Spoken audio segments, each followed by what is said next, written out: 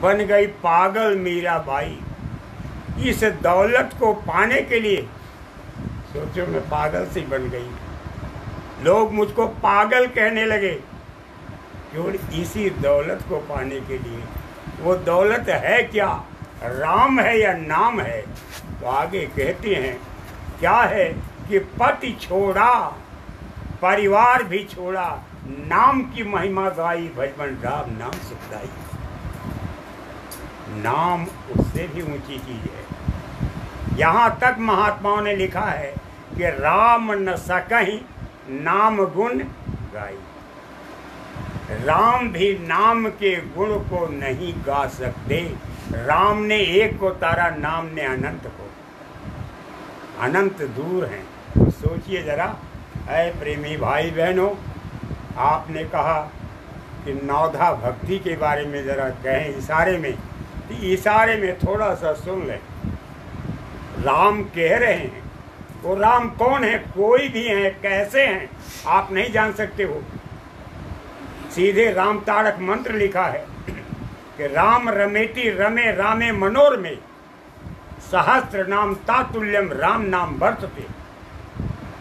ऐसे 5 हैं, राम रमेति रमे रामे मनोरमे, ऐसे सहस्त्र नाम तातुल्यम राम नाम वर्तते। ऐसे हजारों नाम से ज्यादा लाभ पहुंचाने वाला क्या है? राम नाम। राम और नाम, राम से महिमा नाम की ज्यादा है। तो पहले राम के बारे में सुने। भगवान राम कह रहे हैं कि कह रघुपति।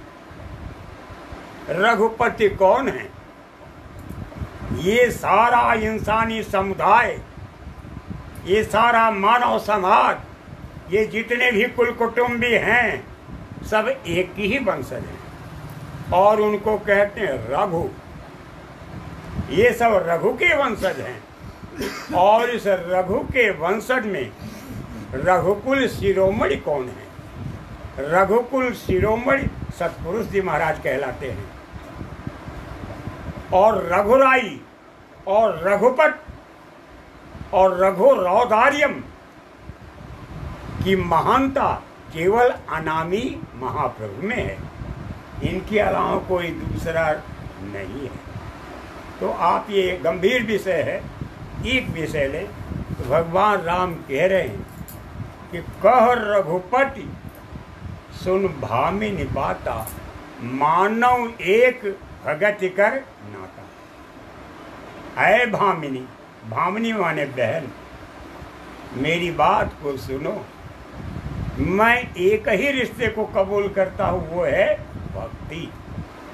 जात पात कुल धर्म बढ़ाई, धन बल परिजन गुण चतुराई, भक्तहीन नर सोहे कैसे, बिन जल बारी दी देखी ऐसे।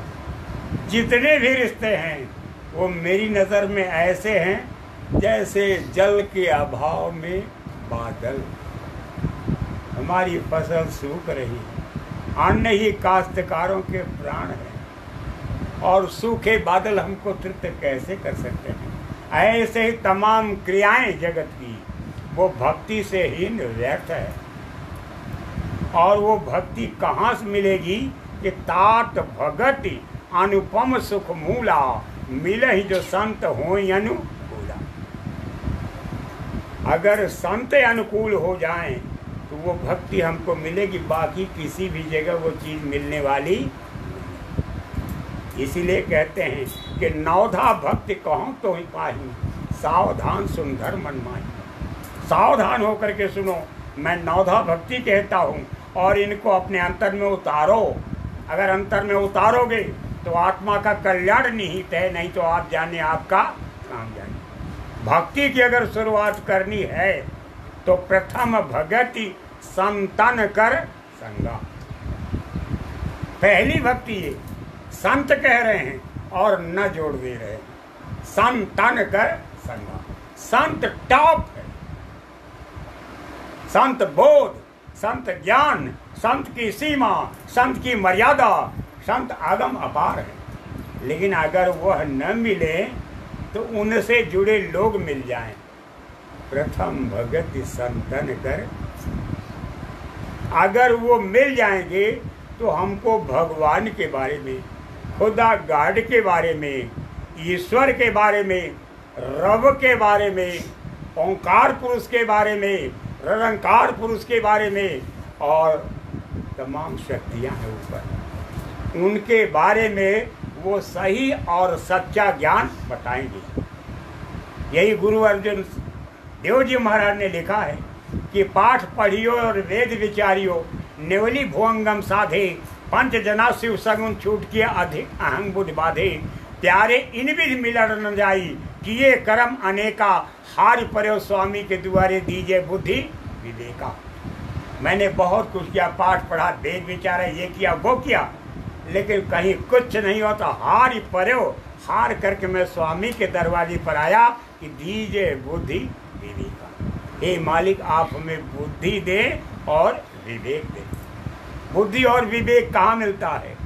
सीधे श्री गुरु चरण सरोज रज, निज मन मुकुर सुधार, तब वर्ण और रघुवर विमल यश जो दायक फल चाह। गुरु की चरण रज से मैंने मन रूपी दर्पण को साफ किया, तब वर्ण और रघुवर विमल यश। तब रघुवर जो रघु समान में श्रेष्ठ हैं, सतपुरुष जी महाराज का मैं वर्णन कर रहा हूँ, इसके पहले नहीं कर रहा। और विवेक कहाँ मिलेगा? संत विवेक सागर जग जाना, चाहे विश्व कर बदर समाना।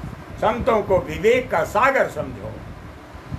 अब बताओ हुई दूसर भक्त क्या है कि दूसर रति मम कथा प्रसंगा। दूसरी भक्ति क्या है कि मेरी कथा और प्रसंग से प्यार करो। राम कथा किसको कहते हैं? राम कथा शशि किरण समाना, संत चकोर करहि जेहि पाना। राम कथा चंद्रमा की किरण के समान है, जिसका पान संत रूपी चकोर करते हैं।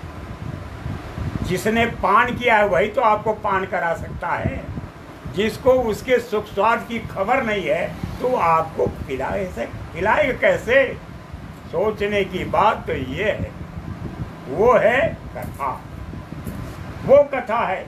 ये सत्यनारायण की कथा गांव गलियों में जो गूंजती है, ये वो कथा नहीं है। राम कथा मुद मंगल मूला, प्रसन्नता का और मंगलमय का मूल है राम कथा। बहुत सारी बातें वो स्वामी जी। और राम कथा है क्या?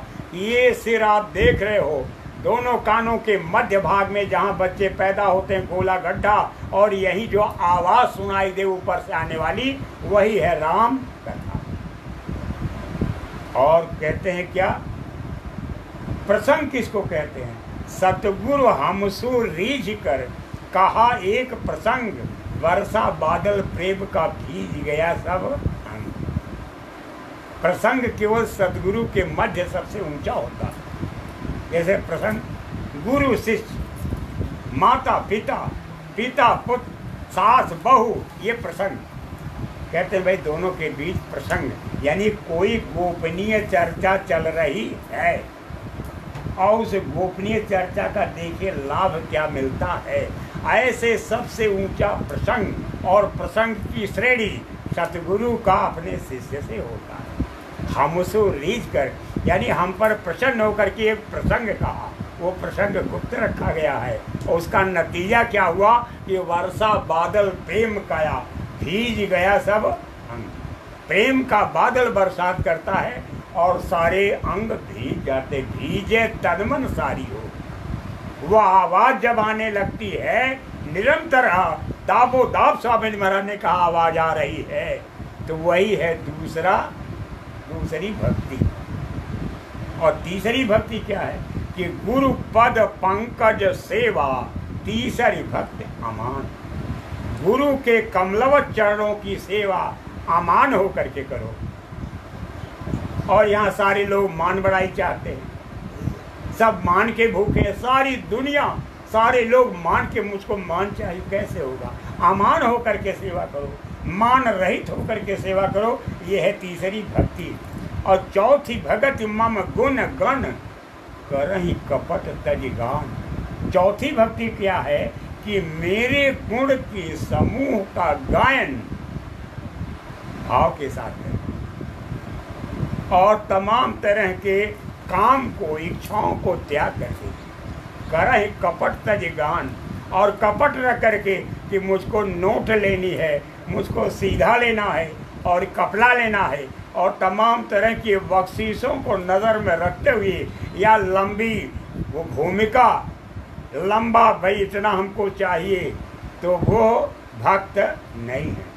वो समझ लीजिए कि वो तिजारती है, वो राम नाम को बेच रहा है, वो मालिक की कथा को बेच रहा है, वो महात्मा के नाम पर कलंक है।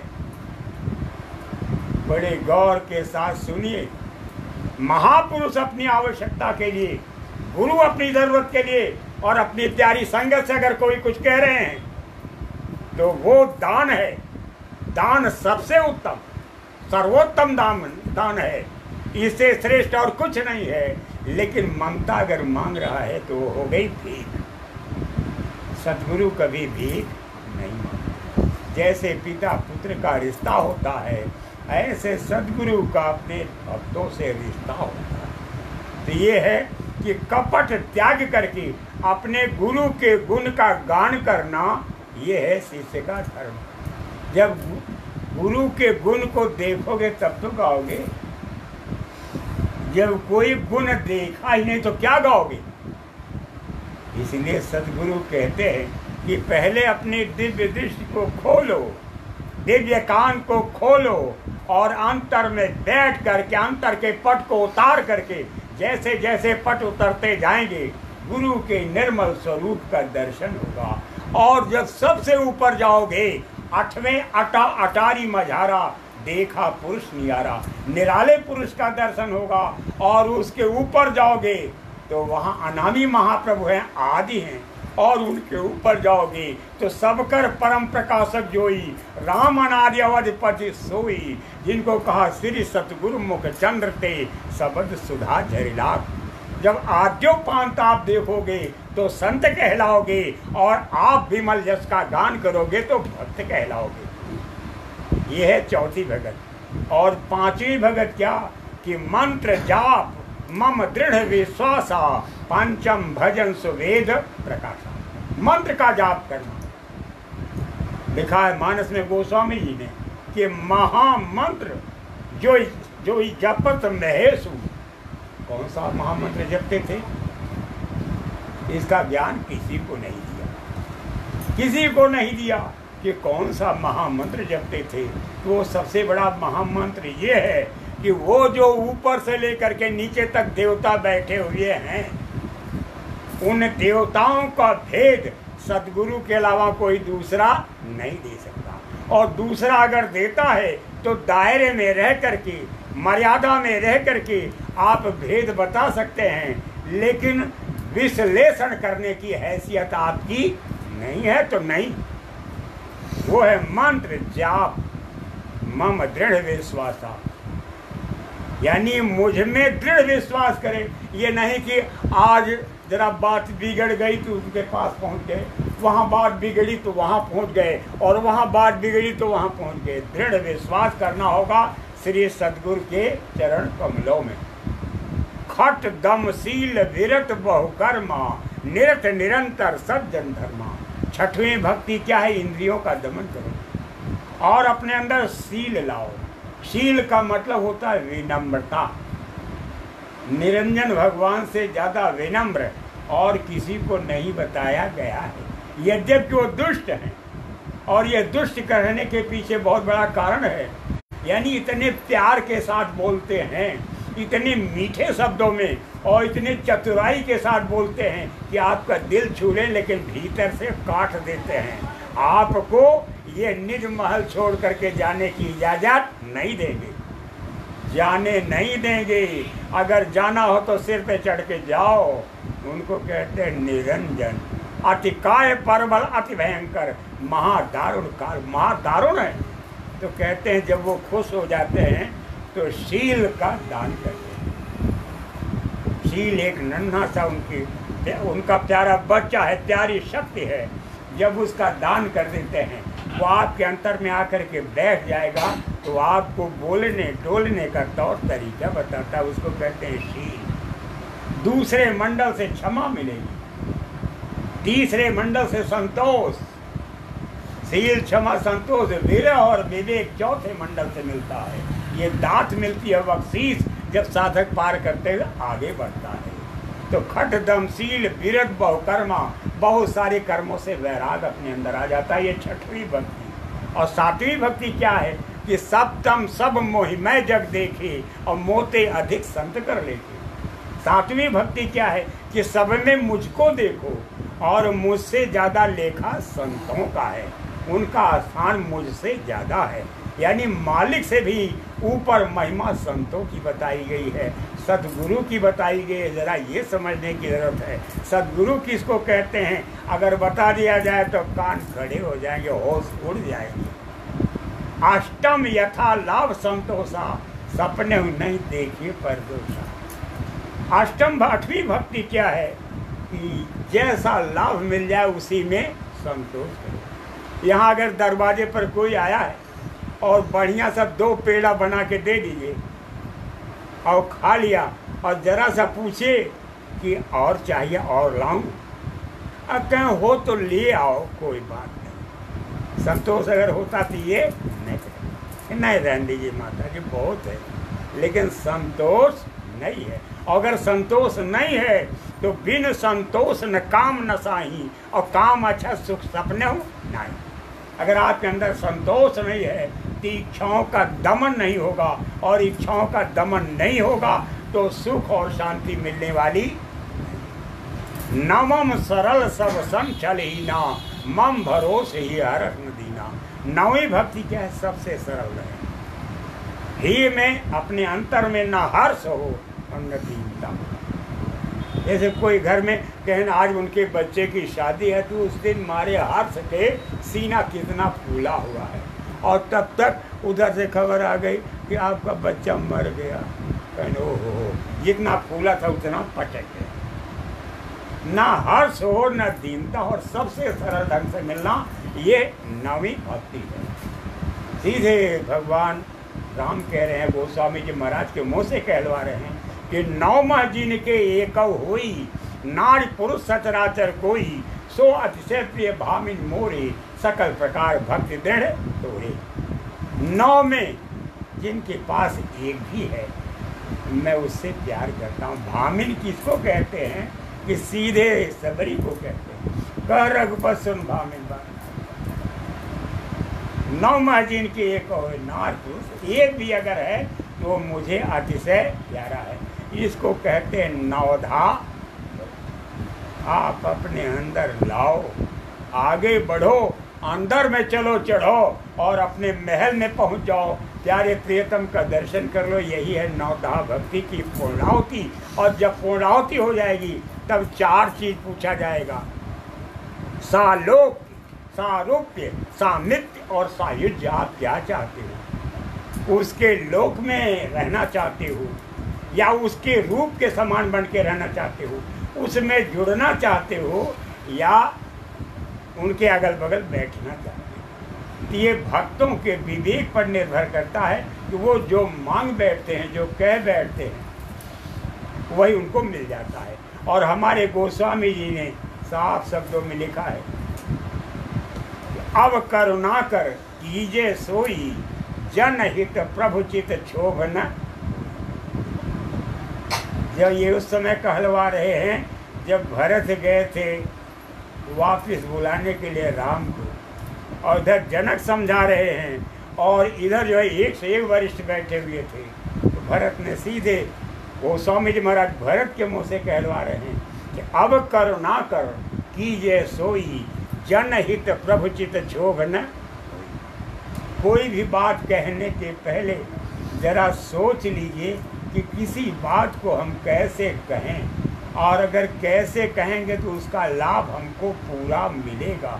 नहीं तो जरा भी अगर कहने में चूक हुई, वाणी फिसल गई तो कुछ का कुछ हो जाता है। इस तरह के बहुत सारे किस्से हैं। अगर मैं इस तरह का किस्सा कहानी सुनाने लगूँ तो काफ़ी समय बीत जाएगा। अब आप अपने मूल विषय पर आ जाइए। हमारे स्वामी जी महाराज संत सदगुरु, जब आप अंतर में जाओगे, ये स्थूल शरीर में, लिंग शरीर में, सूक्ष्म शरीर में, कारण शरीर में जाओगे, हर तरफ आपको नवधा भक्ति करनी है। और जब आप निकलते चले जाओगे तो आपका मर्तबा बुलंद होता चला जाएगा। आप कैसे कामयाब होगे और कैसे लक्ष्य को प्राप्त करोगे, जरा आप इशारे की भाषा में पारमार्थी वचन संग्रह का जो संदेश निरंतर चल रहा है उसे आप बड़े गौर के साथ सुनिए। बोलो। जय गुरुदेव। कुछ महात्माओं की मिसालें मिली हैं। महापुरुष कहते हैं कि जगत में तो महात्मा बहुत सारे आए, हरि अनंत, हरि कथा अनंता, कहाँ ही सुना ही बहुविधि सब संता। जब से ये जमीन बनी है, हरि का भेद देने वाले, परम प्रभु का भेद देने वाले बहुत सारे संत आए, अनंत, और बहुत ढंग ढंग से लोगों को समझाया, प्यार और मोहब्बत की भाषा में तो कह दिया कि अनंत है, कथा भी अनंत है, लेकिन सबका लक्ष्य है कि वो एक है, सबका मालिक एक है, हकीकत भी एक है, सच्चाई सब में एक है। उसके यहाँ कोई अलगाव नहीं है, उसके यहाँ तमाम तरह का कोई वाद नहीं है, कोई झगड़ा नहीं है, कोई तकरार नहीं है। तकरार और झगड़ा और विवाद और असमंजस की स्थिति हमारी आंख में बस रही है। अगर हमारी आंख गंदी है तो चारों तरफ विवाद ही विवाद है। अगर सब माँ बहन बेटियां दिखाई दे रही तो हाथ जोड़ करके लोगों के बीच से आप विदा हो जाओगे। नहीं, अगर चुनने की कोशिश की, जैसा कि मेला और जैसा बाजार जमाने में लगाया जाने लगा था, अगर ऐसी कुरीति चलन चल पड़ी तो समाज का विकास नहीं विनाश तय है। इसलिए हमारे स्वामी जी महाराज ने कहा कि आज के 50 साल पीछे चले जाओ, सन 70 में स्वामी जी महाराज बोल रहे थे। अब सोचो, आज के 50 साल पीछे चले जाओ, महात्मा महापुरुष कैसे रहते रहे, बुजुर्ग कैसे रहते रहे। अगर सुख चाहते हो, शांति चाहते हो, आराम और सुकून चाहते हो तो उनकी जिंदगी जीने का तरीका जरा सोचो और अपने आचरण में उसे लागू करो। कहते हैं महापुरुष कि कुछ महापुरुषों की मिसालें हैं, उनके आदर्श जीवन का उदाहरण है। मिसाल माने उदाहरण, जैसे कि कहा जाता है। तो उन महापुरुषों के उदाहरणों पर जरा नजर कीजिए। ये आपसे कह रहे हैं स्वामी जी महाराज। बोलिए। साधक महात्मा के पास गए। साधक वो है जो अंतर में सोई हुई सूरत को जगाने में लगा है, जो दिव्य दृष्टि और दिव्य कान को खोलने में लगा है, जो अंतर की सहनाई, मालिक की मोहक रागनी, उस परम प्रभु की रसीली सरस सुमधुर भाषा को पढ़ने में लगा हुआ है, उसको कहते हैं साधक। साधक महापुरुष के पास गया। ये नहीं कि चारों तरफ गए। जैसे महाराज दशरथ के पास बेटे नहीं थे तो कहाँ गए कि गुरु गृह तुरंत गयो महिपाला, चरण पकड़ किन विनय विशाला, निसुख दुख सब गुरु सुनायो, कह वशिष्ठ बहुविध समझायो। अपनी बातें कही तो कहने का उन्होंने विनय का परिणाम रहा कि सीधे एक नन्हा सा शब्द आया कि धरहु धीर वे हैं सुतचारी, त्रिभुवन विदित भगत भय भारी। उनके अंदर ज्ञान था, बोध था, त्रिकालदर्शी थे, त्रिकालज्ञ थे। उन्होंने साफ शब्दों में जो फरमान आया उसे सुना दिया। तो कहते हैं कि साधक वो है जो गुरु की राय को, गुरु के मंतव्य को, गुरु की योजना को समझ करके विकास की दिशा में, जिससे आत्मा का विकास हो, आत्मीय शक्तियों का विकास हो, उस दिशा में अंतर्मुखी उच्च विचार भावनाओं के साथ जो बढ़ चले वो है साधक। और जगत के स्वार्थ के लिए 9 इंद्रियों के सुख स्वाद का सपना सजोने वाले अगर अपने मुंह की मिठास के लिए भटक रहे हैं आनंद का भोग लगाने वाले इधर उधर भटक रहे हैं तो वो साधक नहीं। तो कहते हैं साधक महापुरुष के पास गया। जब गया तो क्या हुआ ये आप सुनिए। और अपने स्त्री बच्चों को साथ ले गई। सिफत तो ये कि अपने स्त्री और बच्चों को भी साथ ले। अब देखते जाइए, माया पीछे पीछे चल पड़ी। वो भी माया, वो भी माया, पीछे पीछे सब तरफ माया है। महापुरुष कहते जो जननी हुए आपनी तऊ न बैठे पास। ये माँ है तो भी पास मत बैठो। अब बैठने से नतीजा क्या होगा कि तुरंत कह बैठेगी, अरे आप तो खाने पीने पर ध्यान देते नहीं हैं, शरीर दुबला हो गया। आप बताइए, जो मोह ममता की आग को भड़का दे और आपको लक्ष्य की दिशा से विरत कर दे और संसार के भोगों में आपको मन को, आपकी बुद्धि को, आपके चित्त को जोड़ दे, ऐसे लोगों की संगत नहीं करनी चाहिए। कभी भी वो परमार्थ में इतने बड़े बाधक सिद्ध हो सकते हैं कि आपका परमार्थ मटियमेट कर सकते हैं। और जो प्रेरित प्रसंग सुना करके, प्रेरणा दे करके, बल दे करके, विद्या बुद्धि दे करके, तमाम तरह के उपार्जित ताकतों के जरिए आपके वेग को, आपकी गुरु भक्ति को बढ़ा दे, उसको कहते हैं भक्त।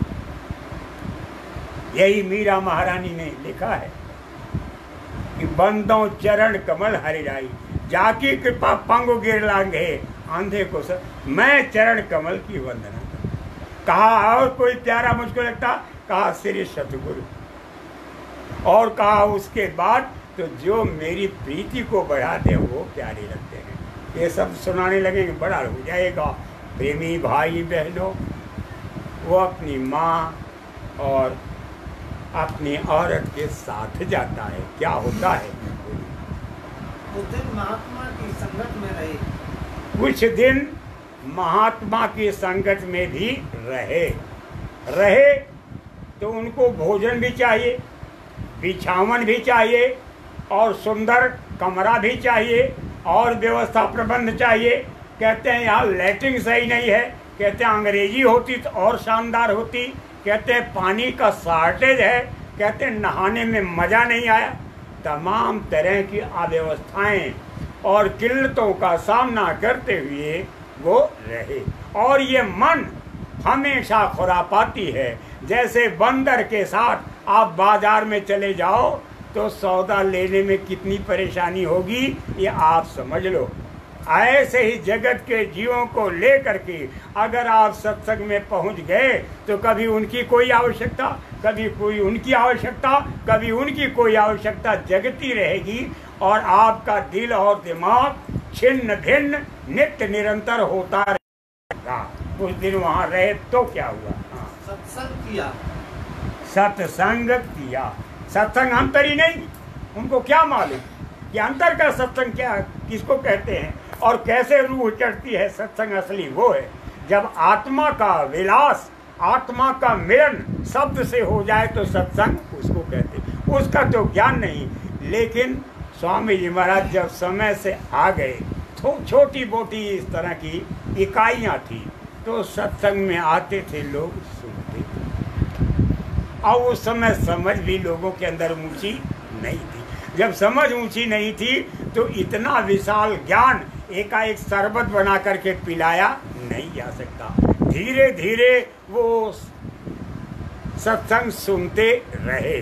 फिर जब दुनिया की आंधी आई तो भागकर अलग हो गई।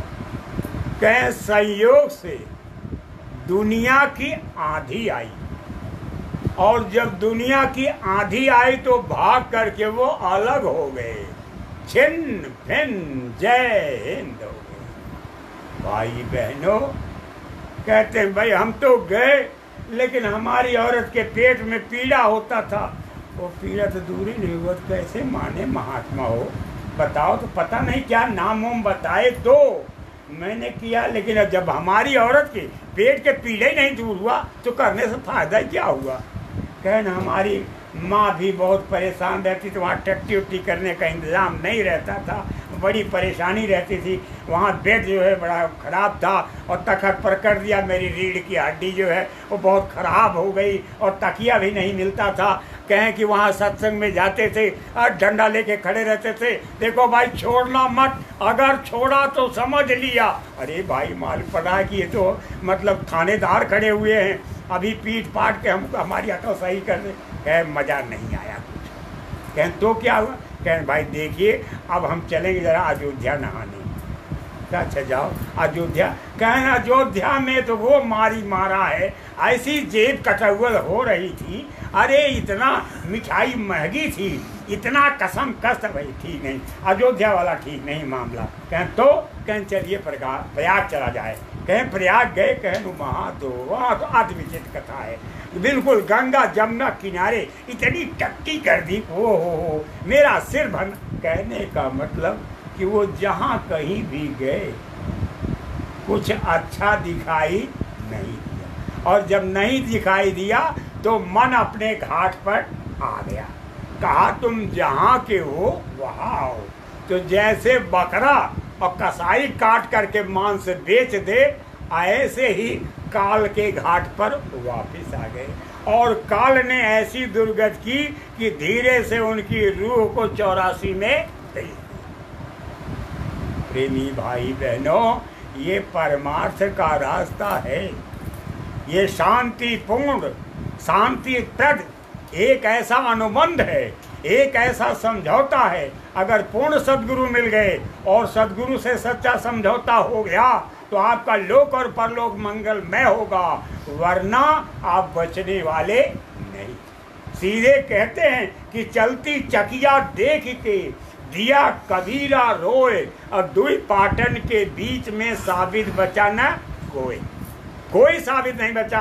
काल और माया की चक्की टहला देने वाली निरंतर चल रही है। कहें बचेगा कौन?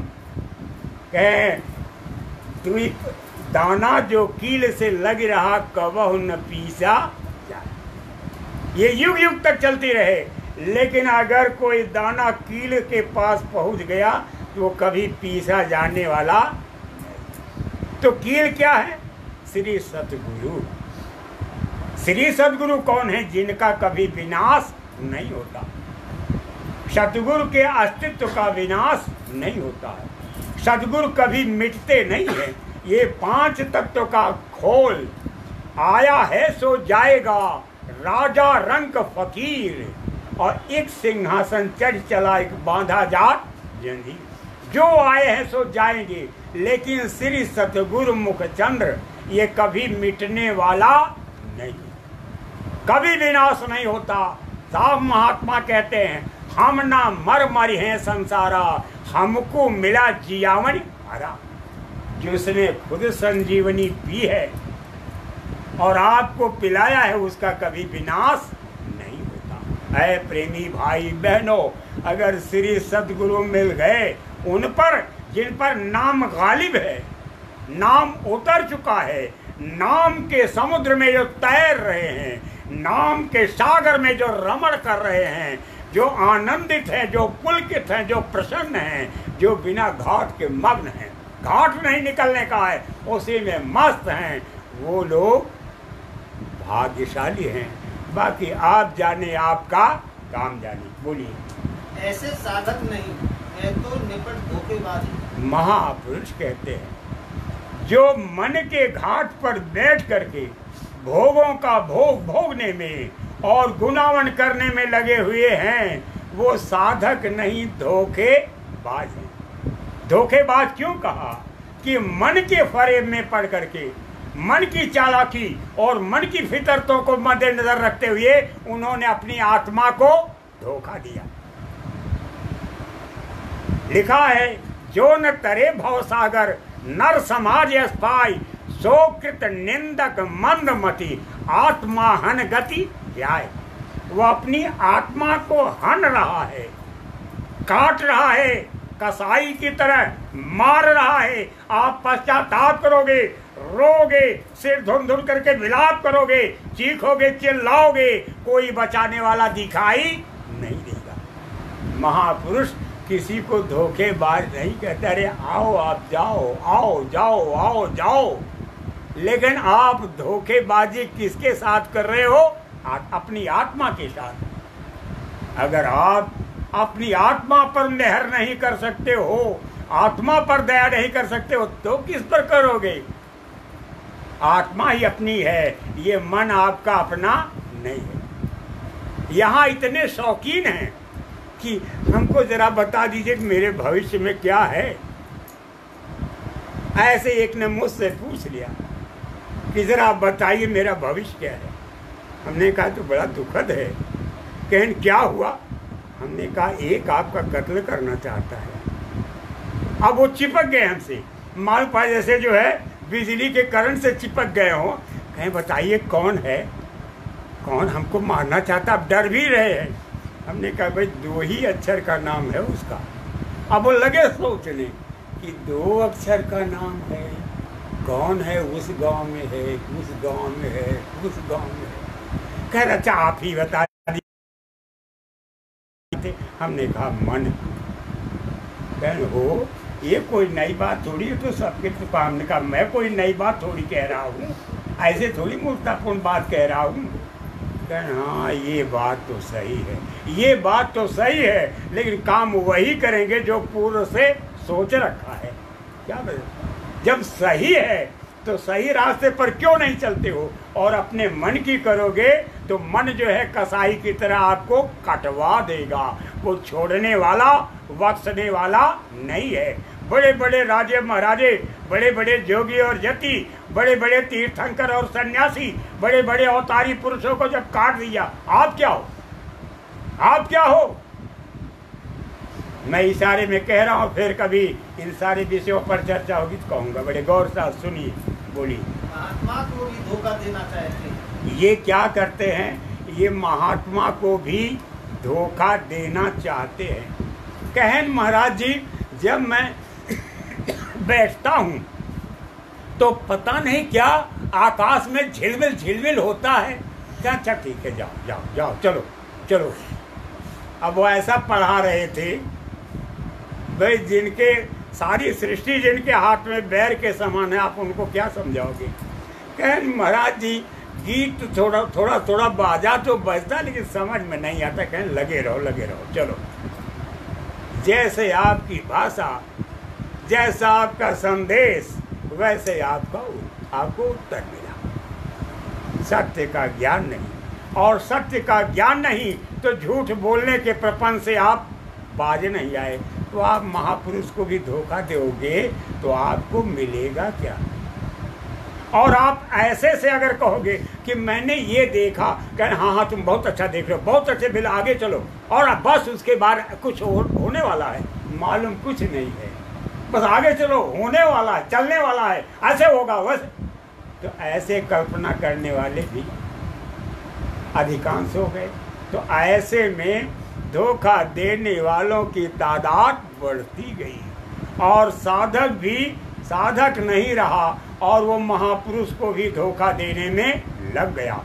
स्वामी जी महाराज क्या कह रहे हैं, बोले। आए नरक को चले गए। आए, और नतीजा क्या हुआ कि अपनी करनी से वो नरक के रास्ते पर चले गए। अब देखिए कि नरक के रास्ते पर चले गए। भाई मैं तो गया, वहाँ नामदान हो रहा था, पता नहीं क्या चीज़ बोले बाबा, समझ में तो नहीं आया, और मैं कुछ कर भी नहीं सका, और अंत में कहाँ गए? आप कहते हैं भाई जब नामदान हो रहा था और उसने सुना चाहे नहीं सुना, बरसात हो रही थी तो सब तो भीगे, उसको भी नरक में नहीं जाना चाहिए। कहें भाई सतगुरु ने पकड़ा कि नहीं पकड़ा, ये भी तो सोचिए। तो कहने लगे सतगुरु का पकड़ना कैसे होता है, ये तो हम जानते नहीं। कहा सतगुरु का पकड़ना कैसे होता है? सतगुरु जमीन पर नहीं है, सतगुरु आठवें अटा की अटारी पर हैं। वो कैसे पकड़ते हैं? कहा वो बंसी फेंकते हैं, एक बड़ी बंसी फेंक, शब्द न मिले तब तक जाहिरी शब्द को पकड़ लो, होगी फतेह दरगाह तक, दरगाह तक तेरी फतेह होगी। साथ ही साथ बड़ा अनमोल रतन 5 नाम जिसने पंजा दिया है, पंजा दिया है, पंजा की शक्ति को नहीं जानते। कमजोरियों को परास्त न कर सके, तोड़ नहीं सके और उन कमजोरियों के बंधन में बंधे रह गए। अब कमजोरियां सब जानते हैं, उसका मैं विश्लेषण करूं ये कोई ऊंची बात नहीं है। जो उसमें बंधे रह गए, पामाल हो गए, टूट गए, बिखर गए, पसर गए, वो 84 की धारा में मुर्दे की तरह बह गए, फिर उनको कौन रोक सकता है। महात्मा महापुरुष तो रोते हैं जगत के जीवों के लिए, लेकिन आप हो कि अपने संस्कारों पर भटक रहे हो, भटक रहे हो। इंद्रियों के सुख स्वाद को लेने का जो आपका मनोहारी स्वभाव है, मन की जो आदतें हैं, उसके साथ निरंतर नित्य नूतन कला के साथ बहने वाले वो कहाँ जाएंगे? जरा अकल से विचार करने की जरूरत है। इसलिए है प्रेमी भाई बहनों, संत सदगुरु को खोजो, खोज री पिया को अपने अंदर, अपने अंदर खोजो। जब अपने अंदर खोजने चलोगे तो वहीं संकेत मिल जाएगा कि जमीन पर सदगुरु कौन है। अंदर जाओगे, शक्तियां प्रबल होती हैं, वो तुरंत बता देंगी कि जमीन पर कौन है, आपको पता चल जाएगा। बाकी ये मर्तबा बाहर से जाहिर होने वाला नहीं है। तमाम तरह के लुभावने और कसमें वादे निभाने वाले अपना हाथ फैला रहे हैं और भीख समर्थन की मांग रहे हैं, तो आप जाने, आपका काम जाने। मैं इस द्वंद्व युद्ध में नहीं पड़ना चाहता। आप तलाशें, आप खोजें, और अगर न कोई मिले, हमारे स्वामी महाराज ने कहा, आप भाव विचार और कर्म से शाकाहारी बनो और खाली जय गुरुदेव ये 6 अक्षर नाम का जाप करो। आने वाले समय में अगर देखने को न मिले, सुनने को न मिले और परिवर्तनकारी भूमिका में आपको यश न मिले, तो बाबा जी को बाबा जी मत कहना। जय गुरुदेव।